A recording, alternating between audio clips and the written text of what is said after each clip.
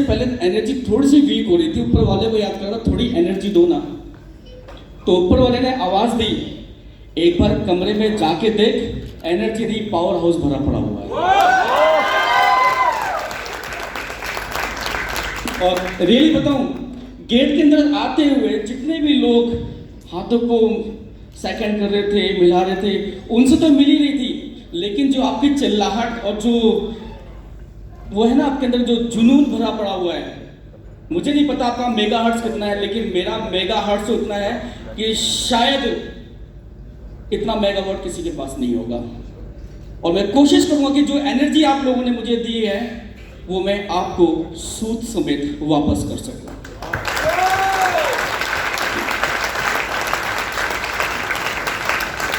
मैं अपनी बात को शुरू करने से पहले सबसे पहले उस ऊपर वाले परम, जिनको हम ईश्वर, अल्लाह, जो भी हम जिस रूप में मानते हैं, मैं उनको थैंक्स करना चाहूँगा। उसके बाद मैं अपने माता पिता का, जिन्होंने मुझे इस इंसान की योनि में जन्म दिया। देन मेरे स्पॉन्सर, मेरे गुरु, मेरे mentor doctor Sumit Batra sir को मैं थैंक्स बोलूँगा मैं। और दिल से सबसे ज़्यादा थैंक्स बोलूँगा मेरी उन सभी टीम का, उन सभी यूजर्स का, जिन्होंने अपना एक एक पल और एक एक पीवी इकट्ठा कर करके मुझे अगर पता नहीं कहाँ तक पहुँचा दिया। थैंक्स बोलना चाहता हूँ। एक सेशन मुझे दिया गया, मैं तो कल का वेट कर रहा था, क्योंकि मेरा जो सेशन है ना पेटेंट था। बहुत से लोग जानते हैं मुझे, कई लोगों ने बोला सर, मुझे, मैं यहाँ पे खड़ा हुआ था, मुझे अचानक उन्होंने बोला सर बाहर चलिए, आपका सेशन स्टार्ट हो गया। मैंने कहा आज मेरा सेशन नहीं है, मेरा आज पेटेंट टूट गया। मतलब नो योर प्रोडक्ट्स, अभी तक मैं उन्हीं चीज़ों में था। जो सेशन मुझे दिया गया, आप बिलीव करेंगे, सुमित सर बताते बताते इमोशनल हो रहे थे कि अशोक ये चीज़ें आज आपको रखनी है। वो तो इमोशनल हो रहे थे, मेरी आंखों में आंसू आ रहे थे कि जिंदगी में एक ऐसा प्लेटफॉर्म मिला है जहां पर एक इंसान की जीवनी सुनने के लिए लोग बैठे हुए होते हैं। इस इंडस ने मेरी जीवनी का सफर ऐसा तय किया कि शायद कुछ लोगों के लिए माइलस्टोन हो सकता है, कुछ लोगों के लिए माइलस्टोन हो सकता है। मैं हमेशा बोलता हूं कि अगर आग से किसी का घर जल सकता है या आग से किसी का चूल्हा जल सकता है, तो जलने के लिए किसी इंसान को खड़ा होना पड़ेगा। तो कुदरत ने मुझे चुना, शायद आपको भी मिल सकता है। इस इंडस में सुमित सर के खासकर टीम में एक लाइन हमेशा बोलता हूं आप सभी लोगों के लिए, इजाजत है? Yes sir. कि कहीं हिंदू बनते हैं, कहीं सिख और कहीं मुसलमान बनते हैं, कहीं हिंदू बनते हैं, कहीं सिख और कहीं मुसलमान बनते हैं। देख साकी हमारे मैखाने में आके यहां लोग इंसान बनते हैं।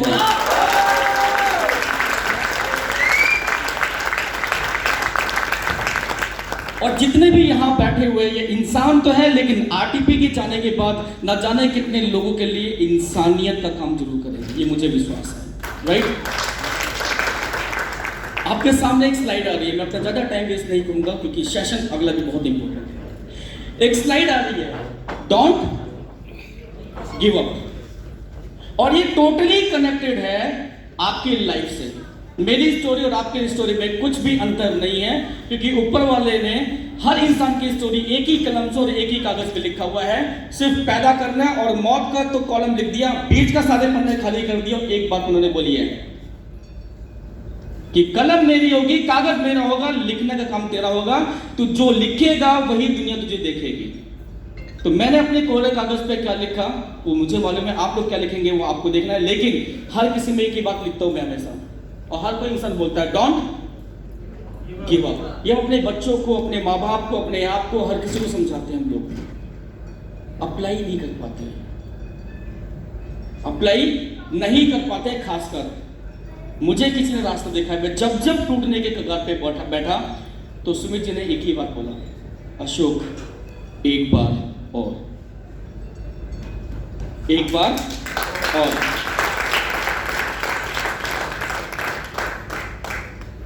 Dreams are the backbone of every successful individual. मैं कल से इसको कनेक्ट करूंगा। और आज एक मूवी दिखाई गई, मैं कोशिश करता हूं हर दिन एक मूवी जरूर देखता हूं, उस वाली को दोबारा रिपीट देखता हूं, द सीक्रेट, आकर्षण का रहस्य, वो कनेक्ट करता हूं मैं हमेशा। तो अगर आपके ड्रीम्स हैं, लेकिन ड्रीम्स बहुत होंगे, मर्सिडीज, ऑडी, BMW या बहुत सारे सपने होंगे, लेकिन मैं बोलता हूं सपने आपके फॉगी नहीं होने चाहिए, आपके सपनों में धुंध नहीं जमा होनी चाहिए। अभी 2-3 दिन पहले बरसात में आप लोग गाड़ी में बैठे हुए थे, सर्दी का मौसम नहीं था, लेकिन बारिश की वजह से फॉग इतना था कि एसी भी काम नहीं कर रहा था, लेकिन उसको हटा नहीं पाता है। तो रास्ते आपके डिस्टर्ब हो रहे थे, एक्सीडेंट होने के चांसेस ज्यादा बढ़ रहे थे, सही है ना? सपनों में आपका कोई भी फॉग नहीं होना चाहिए, बल्कि सपने अगर आपको पालने हैं ना, इमोशनल ड्रीम पालना आपका, इमोशनल ड्रीम। और इमोशन होता है आपके बच्चों से, वो इमोशन होता है आपके पेरेंट्स से। मैं अगर यहाँ आज इंडस व्यू में और इस जिंदगी में जिंदा हूं, जिंदा का मतलब मेरी जगह अगर कोई इंसान होता तो शायद कब का खुद और अपने परिवार के समय सुसाइड कर चुका होता। मैं इतनी बड़ी बात बोल रहा हूं, लेकिन इमोशनल ड्रीम था और उसको पैदा करने में, जिंदा रखने में मेरे बच्चे को और मेरे माँ बाप का, वाइफ का, इन लोगों का ही। मेरे पापा हमेशा बोलते हैं जब मरना ही है एक बार लड़के मर, क्या पता तू आगे बढ़ सकता। मैं यहां पर जो पीपीटी होगी इसको सिर्फ रिलेट करेगा, मैं इसको ज्यादा एक्सप्लेन नहीं करूंगा। मैं you and me are doing this business because we have, आप और मैं इंडस व्यू में अगर बिजनेस के लिए आए हुए हैं तो हम सभी के पास एक सपना है, एक ड्रीम है, right? Dream is a deep burning desire to grow, क्योंकि ड्रीम्स आपको बर्निंग डिजायर आपके अंदर पैदा करते हैं, वो आग पैदा करते हैं आपके अंदर जो आपको आगे बढ़ने के लिए बढ़ाता है। स्पीड तभी होगी, रॉकेट तभी जाएगा जब फ्यूल में नहीं बल्कि आग जब लगेगी तब रॉकेट ऊपर जाता है, सही है गलत है? Dream is a deep burning desire to move forward. Rocket में आग लगाते हैं ना तो कहां जाता है? ऊपर। पुश तो करता है ना उसको, क्या वो आगे आपके अंदर। Dream is a big burning desire to be better. हम कुछ अच्छा करने के लिए सपना देखने की कोशिश करते हैं। इस दुनिया में केवल इंसान ही ऐसा इंसान है जो सपने देख सकता है, इसके अलावा कोई भी सपने नहीं देख सकता। तो कुदरत का थैंक्स बोलना चाहिए, हमें वो बनाए जो हम सपने देख सकते हैं। तो अगर सपने देख सकते हैं तो पूरा भी तो करें, पूरा भी तो करें।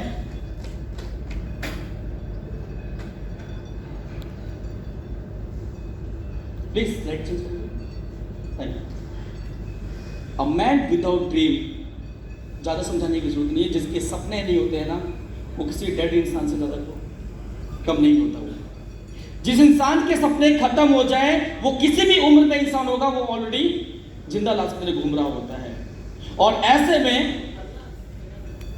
Most of the people die at 30 साल की उम्र में उनकी मौत हो चुकी होती है। बस वो अपने शरीर को लेकर ढो रहे होते हैं 75, 80, 100 साल तक के लिए। 30 साल की उम्र में सपने लगभग लोग खत्म कर देते हैं लोग अपने, उससे पहले सपने बहुत सारे होते हैं। लोग अधिकतर कहते हैं हम फेल हो गए, और हम सभी जानते हैं फेल नाम की कोई चीज नहीं होती है। इंसान या तो क्विट करता है या तो फिर कामयाब होता है। और अगर हम फेल हो रहे हैं या हम आगे नहीं बढ़ पा रहे हैं बिजनेस के अंदर में, अपने परिवार में, अपने किसी भी चीज जीवन में, तो उसका सिर्फ एक ही चीज का कारण होता है, हमारे पास कोई पर्पस नहीं होता है, हमारे पास कोई भी इमोशनल ड्रीम नहीं होता है। जिस दिन आपने इमोशनल ड्रीम बना लिया और बनाते भी हैं, आज आपको 1000 रुपए की जरूरत है, खर्च करने चाहते हैं, नहीं हो पाएगा। लेकिन गलती से बैंक लोन या आपको डॉक्टर ने बोल दिया 1.5 लाख रुपए भी जमा कराओ, तो 1.5 लाख रुपए 1.5 दिन नहीं 1 दिन के अंदर जमा हो जाते हैं, क्योंकि इमोशनल ड्रीम था आपका। नहीं है जरूरत तो कोई बात नहीं है। अगर इमरजेंसी से आप बहुत कुछ कलेक्ट कर सकते हैं तो सपने को इमरजेंसी में क्यों नहीं लेके आते? प्रॉब्लम्स, जब हम अपने दिल दिमाग को प्रॉब्लम, जितने भी लोग शब्द प्रॉब्लम का इस्तेमाल करते हैं ना, तो दिल और दिमाग इतने छुई मुई की तरह से होते हैं, इनको प्रॉब्लम सुनते ही डर के मारे दुबक चुके होते हैं, कछुए के तरह घुस जाती है। लेकिन जब आप बोलते हैं चैलेंज, तो दिमाग और दिल दोनों काम करना शुरू कर देते हैं सुपर फास्ट। तो क्या बोलना है आज के बाद से? मुझे चैलेंज ये है। लोग बोलते हैं सर ये प्रॉब्लम है, ये प्रॉब्लम आ गई है, ये चैलेंज आ गया, दिमाग काम करना शुरू कर देता है। मैंने प्रॉब्लम सब अपनी लाइफ में कभी नहीं ऐड किया। चैलेंज वो क्या है अभी आपके सामने एक्सप्लेन करूंगा। और इस प्रॉब्लम को या इन सारी चीजों में इंडस व्यूअर ने बहुत हद तक, बल्कि उनका 100% साथ दिया है। इस स्लाइड को मैं, इस लाइन को हमेशा बोलता हूं, the world of possibilities. Welcome to the world of possibilities. ऐसी ऐसी संभावना जो मेरे लिए मुश्किल थी वो सारी पूरी होती चली गई। और उसको पूरा होने के लिए ये लाइन आप लोग जरूर लिख लीजिए अपने दिल और दिमाग में। पेपर पे लिखेंगे भूल जाएंगे। हर इंसान अधिकतर फेल होने के बाद दूसरों को जरूर ब्लेम देता है। सही गलत है? आज के बाद अगर आप ये लाइन बोलेंगे कि मेरे जीवन की जो भी खामियां, जो भी कामयाबी, जो भी खुशियां हैं, उसका कारण मैं हूं। ये हर कोई बोलता है ना। जो भी खूबियां हैं या जो भी कामयाबी है, जो भी खुशियां हैं, उसका असली कारण मैं हूं। और मेरे जीवन में जो भी प्रॉब्लम, नाकामयाबियां हैं, उसका कारण कोई और है। इस लाइन को चेंज कर दो। इस लाइन को टोटली चेंज कर दो, लाइफ चेंज हो जाएगी। आज के बाद अगर आप बोलेंगे कि जो भी खामियां, जो भी प्रॉब्लम, जो भी परेशानियां हैं, उन सब का असली कारण मैं हूं। और अगर मेरी जिंदगी में खुशियां या कोई कामयाबी अगर मेरी जिंदगी में ऐड हुई है, उसका कारण कोई और है। मैं अगर यहां तक आज पहुंचा हूं, अशोक गुप्ता के अंदर में ऐसी कोई भी खूबी नहीं है कि वो यहां तक पहुंचा सके। मेरी खूबी सिर्फ इतनी है कि उसका कारण मेरी टीम है, कोई और है, मेरा परिवार है। अब इसके लिए ड्रीम और गोल हम लोग सेट कर लेते हैं, लेकिन वही बात आती है, ड्रीम कौन सा, गोल कौन सा। टिकट तो ले ली है, जाना कहां है पता नहीं, सबसे आखिरी वाली टिकट दे दो, जहां मन करेंगे उतर जाएंगे हम लोग। पहले फोकस तो करो, वो सपना तो देखो, नोट डाउन तो करो। कल जितेश जी ने एक बात बहुत अच्छी बोली हुई थी कि सपने आपके डिसाइडेड होने चाहिए कि वो पहले 3 महीने के होने चाहिए, 6 महीने के होने चाहिए। 10 साल 15 साल के बाद मैं बंगला बनाऊंगा, उस समय उसकी वैल्यू क्या होगी जो आज है। वो सपने नहीं देखने आपको। दुनिया की यदि कोई सबसे बड़ी बीमारी है, अब आ रहा है क्लाइमेक्स, दुनिया की यदि कोई सबसे बड़ी बीमारी है जो हजारों, लाखों, करोड़ों, अरबों सपनों को हर दिन खत्म करती है, पता है क्या वो?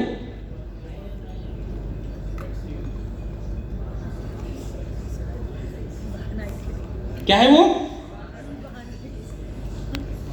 इंग्लिश नहीं है, हिंदी नहीं है, इंग्लिश है। बहानाइटिस एंड एक्सक्यूजेस। सुबह से लेके सुबह उठने के लिए बहानेबाजी उठती है, नहीं उठना है, थोड़े तो 2 मिनट रुको, 2 मिनट 2 घंटे भी पूरे हो जाते हैं, अभी तो सोए थे। जिंदगी में हम इतने ज्यादा बहाने बनाते हैं, इतने ज्यादा एक्सक्यूज देते हैं कि उसके बाद हम एक ही वो बोलते हैं मैं जिंदगी में कामयाब नहीं हो पाया। अगर आपको अपने सपनों को नहीं मरने देना है, सबसे पहले ये दूर करो अपनी जिंदगी से। बड़े बुजुर्ग कहते हैं दुनिया बदलने की जरूरत नहीं है, इंसान अपने आप को बदल दे, दुनिया अपने आप बदल जाएगी। अपलाइन को, डाउनलाइन को, टीम को, ग्रोथ लाइन को बदलो मत, अपने आप को बदलना शुरू कर दो, टीम अपने आप बदलनी शुरू हो जाएगी। क्योंकि जो आप कहते हो वो टीम कभी नहीं करती, जो आप करते हो टीम वही करती है।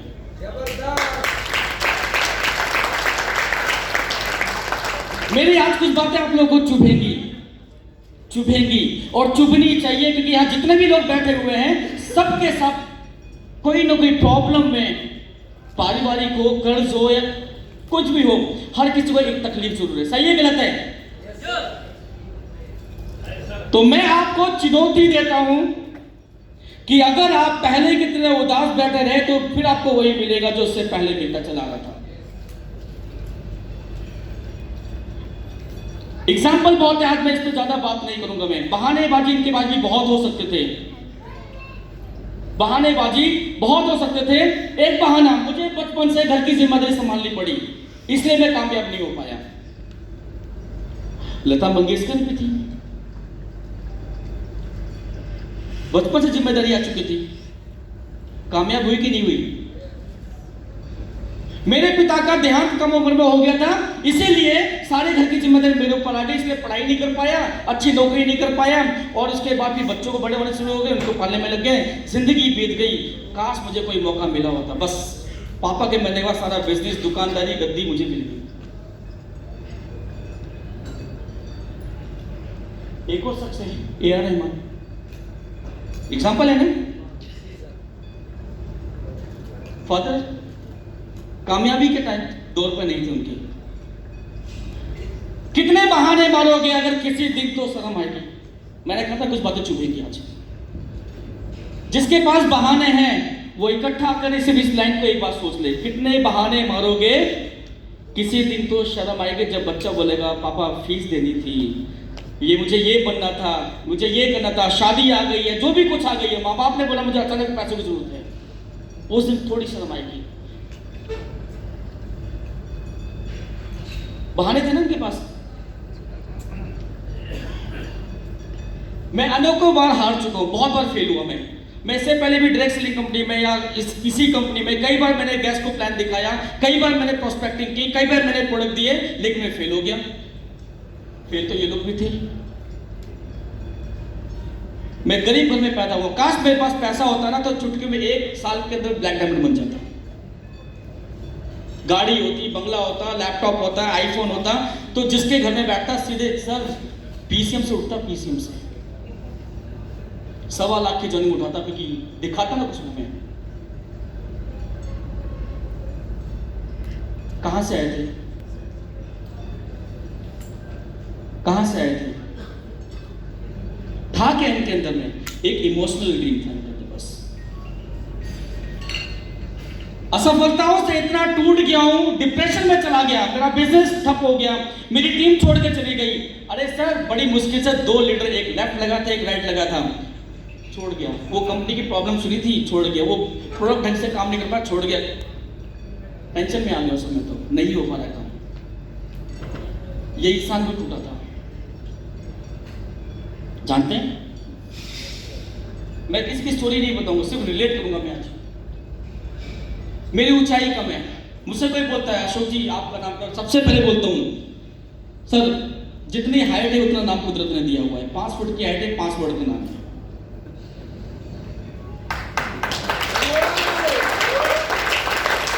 और हम ऐसे कहता हूं, आज ये कहता हूं, अब समझ में आया मेरे माँ बाप ने मेरा नाम अशोक क्यों रखा हुआ, क्योंकि जितना स्ट्रगल उसने किया था, जंगलों की खाद छानी थी उस इंसान ने भी, तो मेरे माँ बाप ने, वो अशोक तो नहीं बन सकता, लेकिन आज नया अशोक तो जरूर बन सकता है।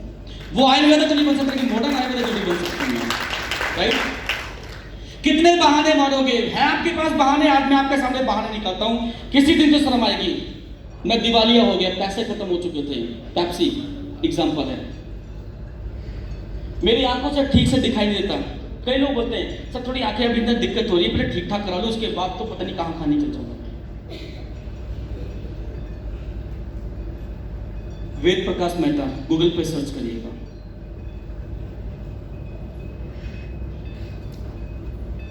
क्या लिखा है?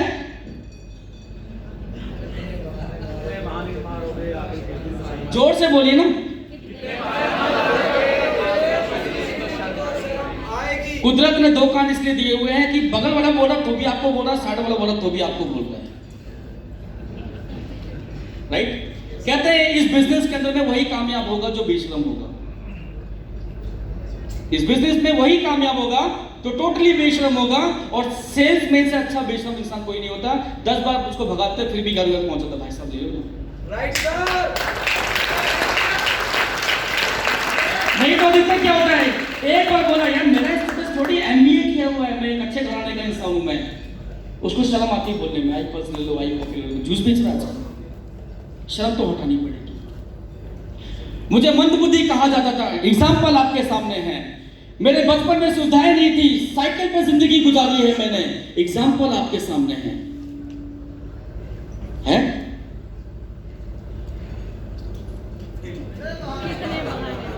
है कोई बहाने?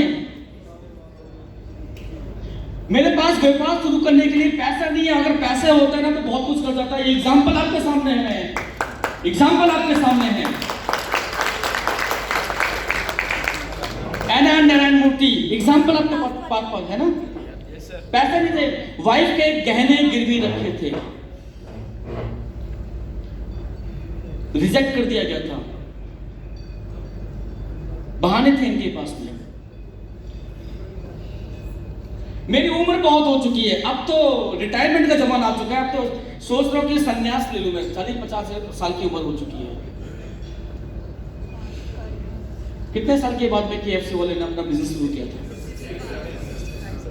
और आज दुनिया पे राज कर रहा है, सही है ना? तो फिर आखिर कितने बहाने मारोगे, आखिर किसी दिन तो शर्म आएगी। बच्चे से लेके बुढ़ापे तक चले आए, गरीबी से लेकर हम लोग हर प्रॉब्लम में चले आए, सही है ना? उनसे तो लाख गुना ज्यादा अच्छे हैं हम लोग।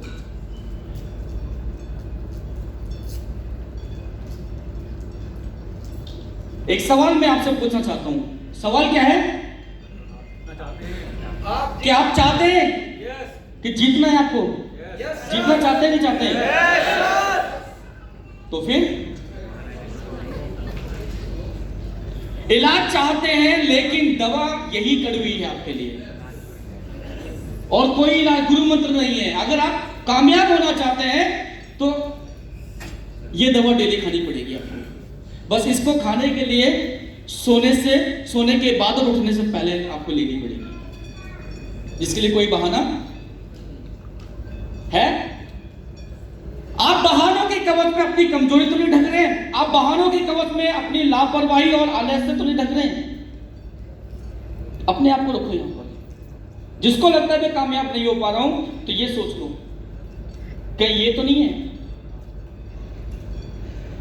आप बहानों के कवच में, कंफर्ट जोन में तो नहीं बैठ गए। कोरोना आ चुका है, ठीक हो जाए, थोड़ा माहौल ठीक हो जाए, ये हो जाए, वो हो जाए, थोड़ा लेवल चेंज कर लूं, थोड़ा पैसे दिखाने के लिए कुछ होगा मेरे पास में। कंफर्ट जोन में तो नहीं बैठे हुए। थोड़ा सा प्रॉब्लम जो चल रही है ना, एक बार कुछ लोग बोलते हैं सर वो मीडिया कवरेज करवा दो, उसके बाद हम देखो क्या आग लगाते हैं हम लोग। आखिर कितने बहाने मारोगे? कभी तो आ गई। बहाना मारते हुए जिंदगी बिताई नहीं है, जिम्मेदारी क्या लेनी है? बहाने आपसे पैसा लेगी और जिम्मेदारी आपको पैसा देगी। डिपेंड आपके ऊपर करता है आपको लेना क्या है। अब सवाल अपने आप से पूछो, मैं वाकई जीतना चाहता हूं क्या मैं जीतना चाहता हूं? नहीं, मैं वाकई जीतना चाहता हूं क्या? आखिर क्यों? जिससे मेरे माता पिता को, मेरे शहर को, मेरे समाज को, मुझे जानने वालों को और मेरे देश को मुझ पर गर्व हो। क्या ये चाहते हैं? कचुकी सर ने एक बात बोली हुई थी कि 2 दिन पहले हॉनरेबल जज ने भी इंडस विवा के लिए दिल से जजमेंट दिया था। दुनिया जानने वाली है कि इंडस विवा है क्या, क्योंकि उसने जिम्मेदारी को निभाया था। राइट? आज अपने आप से एकांत में पूछना, जब यहां से जाना तो, और वो एकांत में पूछने से पहले एक बात मैं बोलता हूं, आप लोगों को नहीं बोलता हूं, जब भी किसी मीटिंग में बैठता हूं अपने आप के लिए बोलता हूं मैं, क्योंकि कुछ लोग बुरा मान जाते हैं। मैं अगर यहां तक पहुंचा हूं प्रॉब्लम के बाद भी, तो पता उसका एक इंपॉर्टेंट चीज था। मैं अधिकतर कहता हूं कि किसी को मत देखो, अपने घर पे जाना रात के 2 बजे, जब आपका परिवार, आपके बच्चे, आपके माँ बाप बिल्कुल चैन की नींद सो रहे हो, बिल्कुल चैन की नींद, और उस समय उनके सोते हुए चेहरों को गौर से देखना और अपना सीधा हाथ लेकर अपने दिल के पास लेके जाना जब वो धड़क रहा हो, और फिर उससे पूछना, ये बता ये चैन से क्यों सो रहे हैं? तो आपका दिल जवाब देगा, क्योंकि तू जाग रहा है, क्योंकि तू जाग रहा है। और उसी पल असली जवाब सुनना है ना, और असली जवाब सुनना है तो एक पल के लिए खाली दीवार पर जो फोटो लगी होगी अच्छी वाली, उस पर हार देख लेना। अशोक, अपनी फोटो पर हार देख लेना और फिर अपने दिल से पूछना कि अगर मेरे फोटो पे अगर हार लटक जाए तो क्या ये कल से चैन की नींद सोएंगे? तो जवाब भी आपको मिल जाएगा कि तूने अभी ऐसा कुछ नहीं किया है जो कल से चैन की नींद सो सके। सही है? मैं असल में जीवन से क्या पाना चाहता हूं, जो मैं पाना चाहता हूं, उसमें सबसे बड़ी बाधा क्या है? जो मुझे रोक रही है। वो सबसे बड़ी रुकावट कौन है? कहते हैं ना कि आईने के सामने खड़े हो जाओ, वो बाधा आपको दिख जाएगी। सही है ना? और जिस दिन आप ये सब कुछ पहचान लेंगे, उस दिन आप सिर्फ जीत लेंगे और कुछ नहीं होगा। आज अपने आप से एकांत में पूछिए कि करना क्या है, या फिर कितने बहाने मारोगे, आखिर कभी तो शर्म आएगी। तो सिंपल है, आज के बाद बहाने बाजी बंद और जिम्मेदारी। और जब कभी बहाने आए, अपने पेरेंट्स को, अपने वाइफ को, अपने बच्चों को उसका चेहरा सामने लेके आ जाना और ये सोचना कि अगर मेरे बहाने इसमें चुपचाप बैठ जाता हूं तो इनका क्या होगा, इनका क्या होगा। अब आते हैं असली चीजों में। एक बात मैं बोलना चाहूंगा, अगर गलती से किसी के आंसू आए ना, निकाल देना। क्योंकि बचपन में हम खेल खेलते थे स्कूल में, संतरे माँ बाप दे देते थे, संतरे तो खाते थे, लेकिन संतरे खाते खाते हम ऐसे खड़े होते थे और चुपचाप आंखों में संतरे छिड़के डाल देते थे। और टीचर को शिकायत करने के बाद भी टीचर भी क्या बोलते, क्या हो गया, आंख साफ हो जाएगी। रोने से मन हल्का होता है ना। मैं आपसे एक बात बोलता हूं, अगर अब जो मैं बोलने जा रहा हूं, अगर आंसू आए ना, रोकने मत देना। मैं अपनी लाइफ स्टोरी आपके सामने शेयर करने जा रहा हूं। ये सफर शुरू हुआ था मेरे माँ बाप से। पापा ने, वो बताते हैं कि 15 साल की उम्र में गांव से शहर की तरफ आए, देहरादून के अंदर में लेबर करते हुए उन्होंने अपनी जिंदगी गुजारी। और जब मैं पैदा हुआ, मेरी आंखें खुली दिल्ली के अंदर में। मेरे पापा और मम्मी दोनों पढ़े लिखे नहीं, अंगूठा छाप है। ये बात मुझे पता चली थी जब मैं 12th क्लास में था। सामने बैठा के सवाल भी मुझसे पूछते थे, जवाब भी मुझसे पूछते थे, डर कर मैंने बताता भी था और मुझे लगता कितने पढ़े लिखे हैं। वो चलते चलते चलते चलते लग्जरी तो मैंने 2001 और 2 में देखी थी। मैं अपने खानदान का इकलौता इंसान था जो लग्जरी मैंने 2003 में मैंने ली थी। लेकिन वक्त मूवी देखिए ना, वो वक्त मूवी 2007 में अचानक मेरे और मेरे परिवार के साथ घटित हुई। वहां से ऐसा डाउनफॉल होना शुरू हो गया। 2007 में 6 भाई की शादी की गई थी और साथ में क्योंकि अच्छे वाले मकान बना के रखे हुए थे, अच्छी कमाई हो रही थी, तो मन तो किसी को भी बहक सकता है ना। 2007 में मेरे भाई की वाइफ के भाई ने एक कंडीशन रखी, कुछ भी उल्टी जो भी थी, अभी ज़्यादा स्टे नहीं करूँगा, सिर्फ इतना ही बताऊंगा कि 2007 में सबसे पहले मेरी फैमिली को ऊपर डोरी का केस डाल दिया। और डोरी का केस में डालने के बाद मेरा ही नाम नहीं बल्कि पूरे परिवार का, मेरी बेटी खड़ी हुई है, अभी मैं इससे भी बात करूंगा मैं आपकी। हर हफ्ते दिल्ली से प्रतापगढ़ इलाहाबाद की ओर हमें 2 दिन जाने में लगता था और 2 दिन आने में लगता था और 1 हफ्ते का फिर से डेट डाल दी जाती थी। राम जी ने तो 14 साल का वनवास झेला था, मैंने अपनी जिंदगी में, मेरे अपने परिवार ने 18 साल का वनवास झेला है। वहां से उभर नहीं पा रहे थे हम लोग। और कहते हैं कि मैंने मूवी में देखा था, दहेज के केस में लोग के घर बिक जाते हैं, आदमी खत्म हो जाते हैं। उसके ठीक 2 महीने के बाद में फिर एक कांड हो गया। पता चला कि मेरे भाई ने कुछ कमेटियां खोल कर रखी हुई थी, कहीं 10 लाख की, कहीं 5 लाख की बीसी कमेटी, और वो चोरी छुपे सारी चीज करता था। उसके बाद जिसको दी थी वो लेके भाग गए। भाई ने कहीं 10%, कहीं 20%, कहीं बैंक लोन, कहीं क्रेडिट कार्ड जो भी बने हुए थे, कभी पापा के नाम से, कभी मेरे नाम से, होते करते पता चला कि सारा बजट जो निकल के आया वो आया 1,48,00,000 रुपए का कर्जा हमारे परिवार के ऊपर हो चुका था। नौकरी नहीं थी, बिजनेस नहीं था। उसकी वजह थी क्योंकि 2009 के अंदर मेरा एक्सीडेंट हुआ मेजर। 2 महीने कोमा में रहा। बच्चे जानते हैं, इसमें बोलते पापा आप 1 साल कहाँ थे, क्योंकि कैसे बताऊं कि मेरी हालत देख के शायद वो आधे वर्ष खत्म हो जाए। 2 महीने कोमा में रहा था और ठीक ठाक हुआ, लेकिन स्टेरॉइड दे दिया गया। स्टेरॉइड के बाद में, या फोटो देख रहे हैं सबसे ऊपर वाली, 108 किलो का वजन हो चुका था, कभी कभी तो 135 किलो का वजन भी हो जाएगा था। 5 फुट का इंसान और 39 कमर नहीं, 39 कमरा बोलूंगा मैं। वो तो प्रॉब्लम थी ही, लेकिन उसके बाद में ये प्रॉब्लम हो गई, मैं काम करने लायक नहीं बचा। जहां काम करता उन्होंने निकाल के बाहर कर दिया।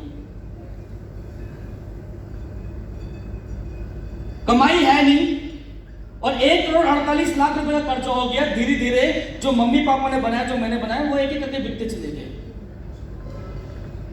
रूम पार्टनर मेरी बेटी के साथ शेयर थी, उन्होंने बोला, बताया मेरी बेटी ने कि सिर्फ एक मकान तो ऐसा था जो 12 कमरों का था, वो भी बिक गया। इस कर्जे के बाद कोई इंसान खड़ा हो सकता है क्या? हो सकता है? सब कुछ बेचने के बाद भी, घर गाड़ी सब बेचने के बाद, मतलब दिल्ली जैसे शहर के अंदर में 3 मकान थे, चौथा मकान तो 12 कमरों का था। बच्चे बड़े खुश थे इस मकान को लेकर। वहां से हटकर मेरी जिंदगी जो इंडस में शुरू हुई थी, मैं आपसे वो शेयर करने जा रहा हूं। जिसको लगता है कि पैसा नहीं है, गाड़ी नहीं है, मोबाइल नहीं है, लोग नहीं है, यानी कि हेल्थ जिसको बोलते हैं ना, 5 होते हैं ना हेल्थ में, financial health, social health, spiritual health, mental health. ये हेल्थ है ना, मेरी सारी हेल्थ खराब थी। कोई रिश्तेदार आना नहीं चाहता था, क्योंकि मैं हमेशा एक शेर बोलता हूं कि हो जाते हैं सभी अपने जब धन पास होते हैं। जब पैसा था ना हमारे पास, तो सारे रिश्तेदार हमारे पास आते थे। कभी पापा शादी करवा रहे, कभी बच्चों को लाके पढ़ा रहे, सब कुछ कर रहे थे पापा उसमें। हो जाते हैं सभी अपने जब धन पास होते हैं, और छूट जाते हैं गरीबी में जो रिश्ते खास होते हैं। हमारे रिश्तेदार छोटे, पापा के सगे भाई भी दूरी बनाने लग गए, बहनों ने भी, बाकी लोगों ने भी, सबने दूरी बनाने शुरू कर दी। पता नहीं कब पैसा मांग ले। और मेरा परिवार, मैं अभी बता रहा हूं, ये डायमंड तक की मैं बता रहा हूं मैं आपको। मुझे कई लोग, मेरी टीम के लोग बोलते थे कि अशोक जी एक बात बताओ, आप रूबी, पर्ल, एमराल्ड बन गए, लेकिन कुछ दिखता नहीं है। लोगों ने मुझे काम करते हुए देखा था। लोग बोलते थे दिल्ली में परिवार प्यार नहीं करते परिवार से, आप लोग घर में नहीं रहते यार, बड़े अजीब हो। उनको कैसे बताऊं कि ये जो कमरा आप देख रहे हैं ना, ये 14 बाई 14 का कमरा है मेरा। कितना? मेरा कमरा आपके बाथरूम से बड़ा छोटा है। मेरा ये कमरा, जिसमें मैं, मेरी वाइफ, मेरे बच्चे, एक सिंगल बेड है। अगर मैं चाहता हूं तो बच्चे ऐसे लेटने के बजाय टांगे पलंग के नीचे, सिंगल बेड